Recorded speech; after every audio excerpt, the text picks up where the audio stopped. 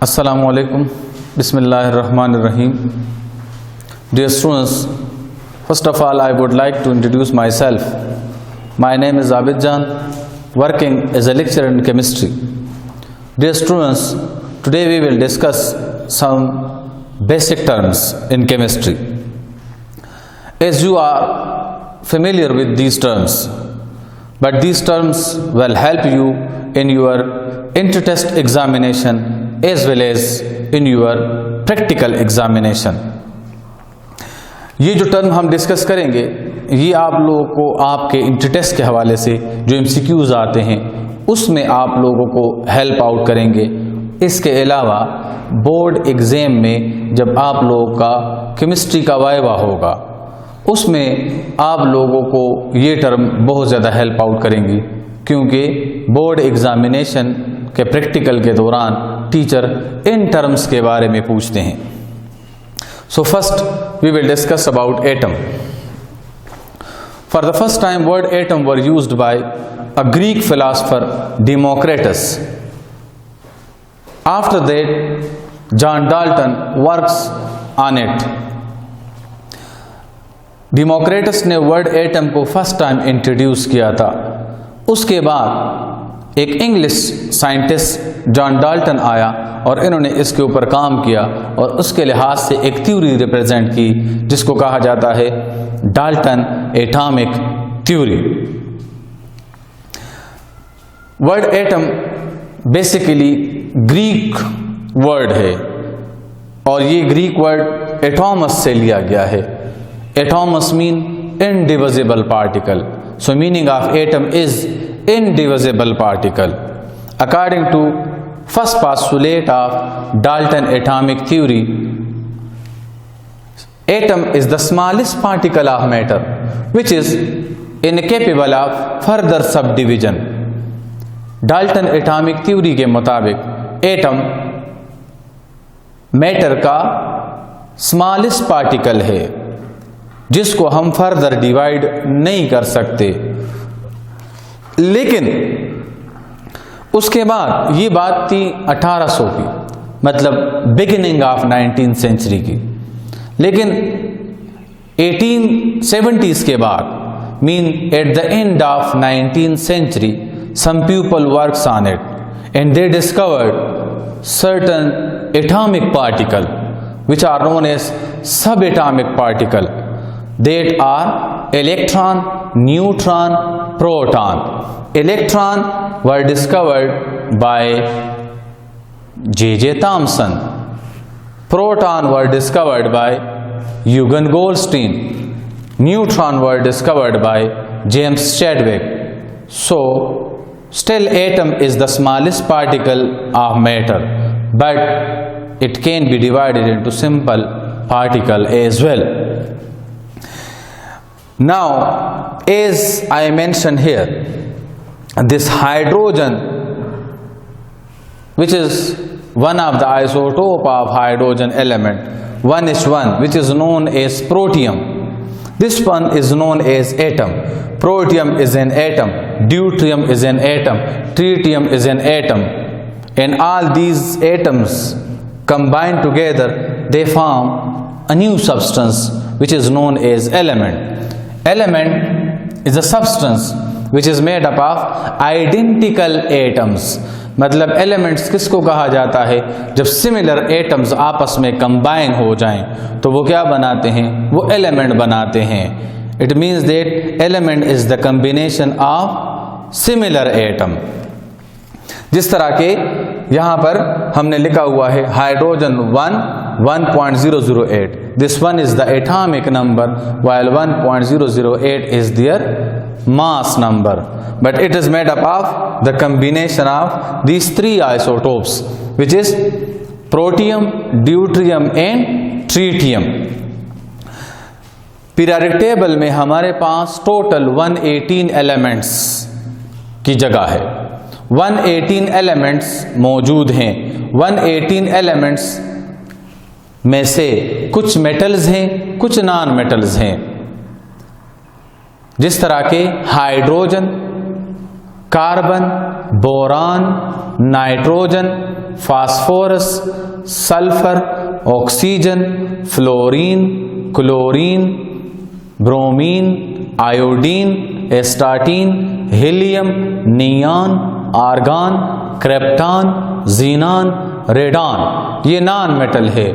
इसके अलावा कुछ मेटलाइड हैं जिस तरह के सिलिकॉन, आर्सेनिक, एंटीमनी, इस तरह कुछ मेटल्स हैं। मेटलाइड उसको कहते हैं जिसमें मेटल और नॉन मेटल दोनों की प्रॉपर्टी मौजूद हो, और metals rest of the elements जो है वो क्या है, वो मेटल है। जिस तरह के lithium, sodium, potassium, rubidium, caesium, francium, beryllium, magnesium, calcium, strontium, barium, radium, copper, zinc, gold, mercury.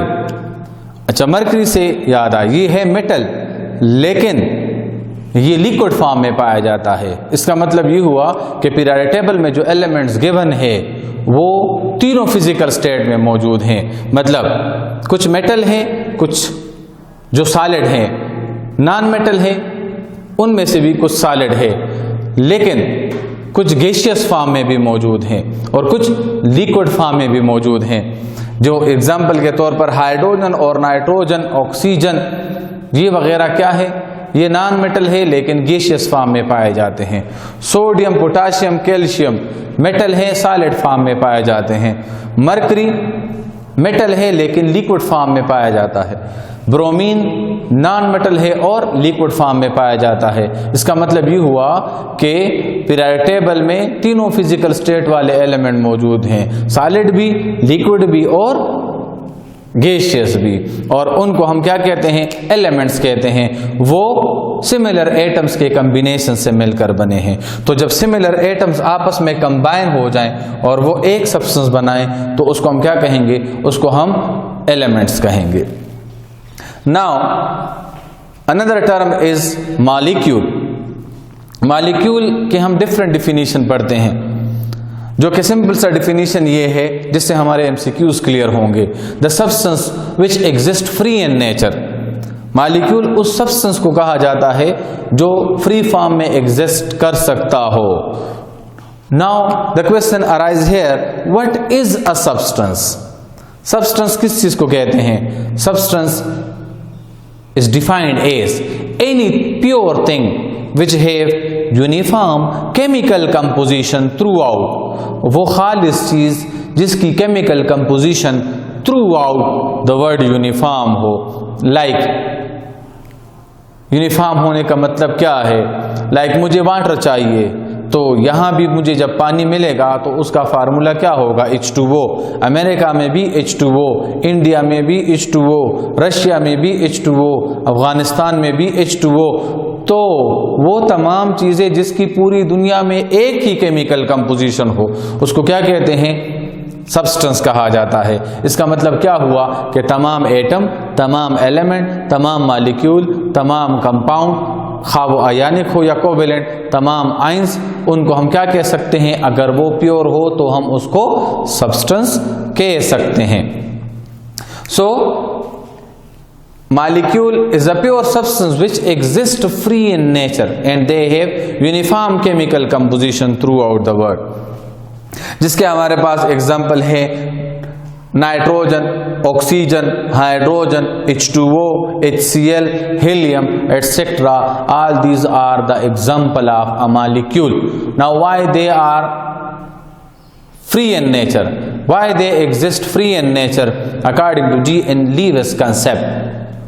G.N. Lewis के मुताबिक मॉलिक्यूल स्टेबल होते हैं। उनके why they are stable or why they want to become stable, in order to gain stability, इनके valence shell complete होते हैं, इस वजह से ये स्टेबल होते हैं।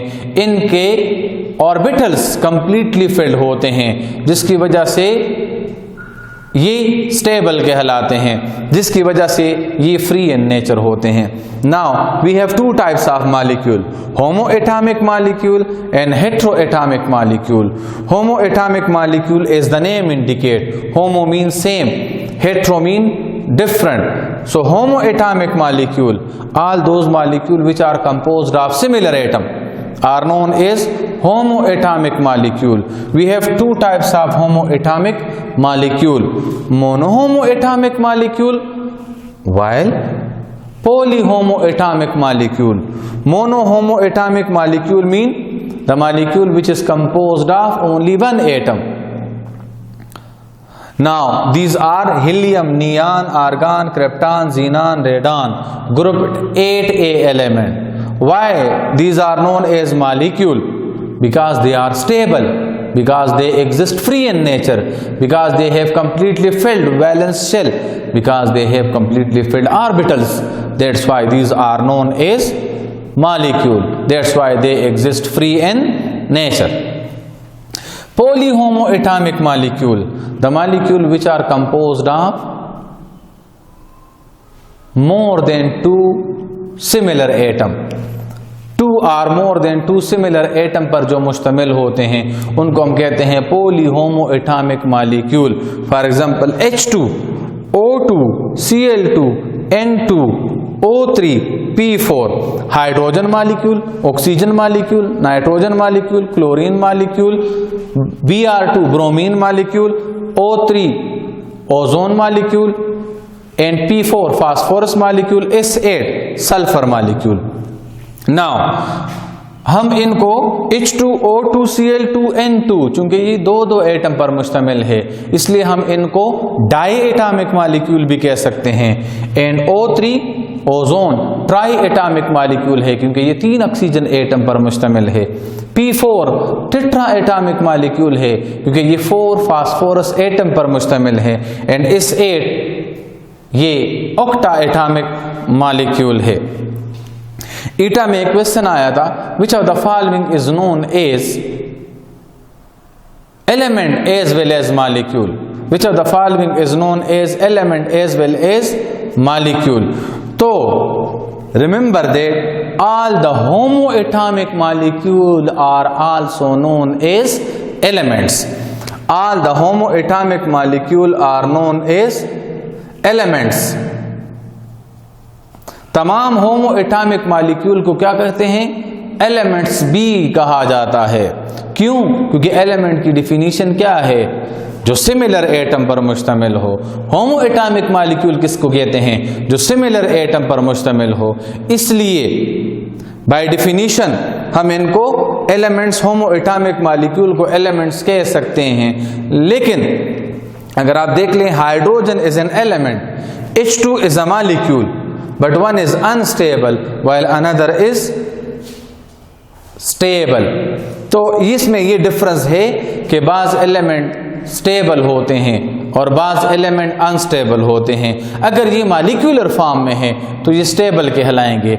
अगर ये एटॉमिक फॉर्म में है, सिंगल है, एक्सेप्ट नोबल गैसेस, तो इनको अनस्टेबल एलिमेंट्स कहा जाएगा. तो इसलिए तमाम होमोएटॉमिक मॉलिक्यूल को हम एलिमेंट्स भी कह सकते हैं. Now, heteroatomic molecule. Before discussing compound, we will discuss heteroatomic molecule. As the name indicate, hetero mean the substance which exists free in nature but composed of different atom. Good. That are known as heteroatomic molecule. So we have two main types of heteroatomic molecule: diheteroatomic molecule and polyheteroatomic molecule. Diheteroatomic molecule means those molecules which are composed of different atom, but the number of these atoms should be equal to 2. जो दो different atom पर मुश्तमिल हो उस molecule को क्या कहते हैं? Diheteroatomic molecule. Like HF hydrogen fluoride, HCl hydrogen chloride, HBr hydrogen bromide. ये दो एटम पर मुश्तमिल है लेकिन एक दूसरे से डिफरेंट है, इस वजह से इसको कहते हैं डाइहेटेरोएटॉमिक मॉलिक्यूल. वाइल पॉलीहेटेरोएटॉमिक मॉलिक्यूल वो मॉलिक्यूल जो दो या दो से ज्यादा डिफरेंट एटम पर मुश्तमिल हो उसको क्या कहते हैं? पॉलीहेटेरोएटॉमिक मॉलिक्यूल. तो ये दो से ज्यादा डिफरेंट एटम पर मुश्तमिल है. H2O इसमें 2 हाइड्रोजन 1 ऑक्सीजन है. NH3 इसमें 1 हाइड्रोजन 1 नाइट्रोजन 3 हाइड्रोजन है. HNO3 1 hydrogen 1 nitrogen 3 oxygen. CH4 1 carbon 4 hydrogen. तो इसमें मोर देन 2 डिफरेंट एटम्स मौजूद हैं, इस वजह से इसको कहते हैं पॉलीहेटेरोएटॉमिक मॉलिक्यूल। और जब डिफरेंट एटम आपस में कंबाइन होते हैं तो उसके कॉम्बिनेशंस को क्या कहा जाता है? उसके कॉम्बिनेशंस को कहा जाता है compound. So, dear students, it means that heteroatomic molecule are also known as compound. We will discuss is as an compound. Compound क्या चीज है? Compound, it is basically the combination of 2 or more than 2 substances having fixed ratio. Compound is a substance which is made up of the chemical combination of 2 or more than 2 different elements or molecule, but they have fixed ratio by mass or number, are known as compound. We have 2 types of compound: covalent compound and ionic compound.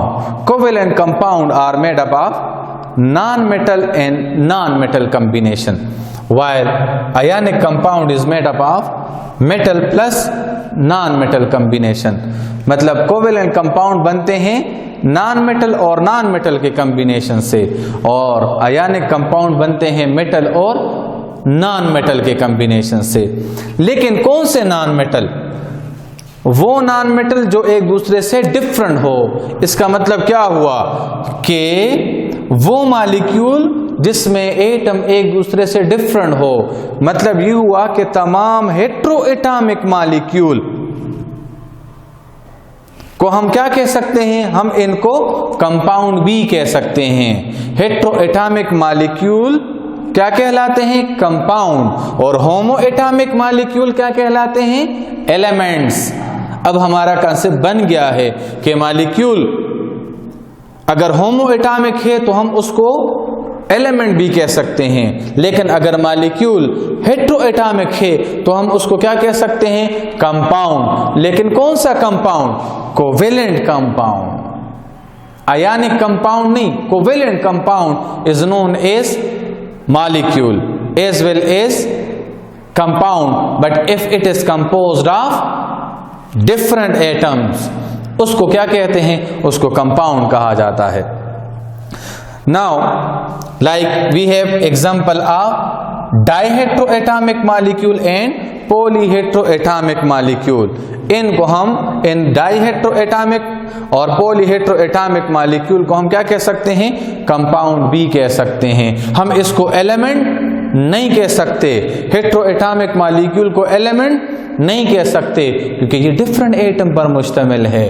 होमोएटॉमिक molecule को element कह सकते हैं क्योंकि वो similar atom पर मुश्तमिल होते हैं। नाउ दो substances which are made up of the combination of metal plus non metal are known as ionic compound, are these are also known as formula unit. Formula unit is the combination, basically it is the combination of ions in their fixed atomic ratio or ionic ratio। वो particle जो बन जाएं different ions के combination से तो उसको हम क्या कहते हैं? फार्मूला यूनिट या आयनिक कंपाउंड, जो कि मुश्तमिल होते हैं एक मेटल और एक नॉन मेटल सब्सटेंस पर, जिस तरह के sodium chloride, potassium chloride, sodium bromide, calcium sulphate, magnesium oxide etcetera. इनमें एक सोडियम मेटल है, chlorine non metal, potassium metal है, chlorine non metal, sodium metal है, bromine non metal, calcium metal है, सल्फर और oxygen non metal, magnesium metal है, oxygen non metal है। जिस तरह के अब हमें किस तरह पता चलेगा कि कौन से सब्सटेंसेस आपस में कंबाइन होकर मॉलिक्यूल या कंपाउंड बनाएंगे और कौन से सब्सटेंसेस आपस में कंबाइन होके कंपाउंड या फार्मूला यूनिट बनाएंगे? तो ये है नॉन मेटल्स। ये जब आपस में कंबाइन हो जाएं तो ये क्या बनाएंगे? अगर सिमिलर एटम इसके कंबाइन हो जाएं तो होमो एटॉमिक मॉलिक्यूल या एलिमेंट बनाएंगे। लेकिन अगर ये आपस में कंबाइन हो जाएं डिफरेंट एटम तो फिर ये क्या बनाएंगे? फिर हम इसको मॉलिक्यूल भी कहेंगे, लेकिन कौन से मॉलिक्यूल? Hetero atomic molecule. और फिर हम इनको कंपाउंड भी कह सकते हैं। जब ये आपस में कंबाइन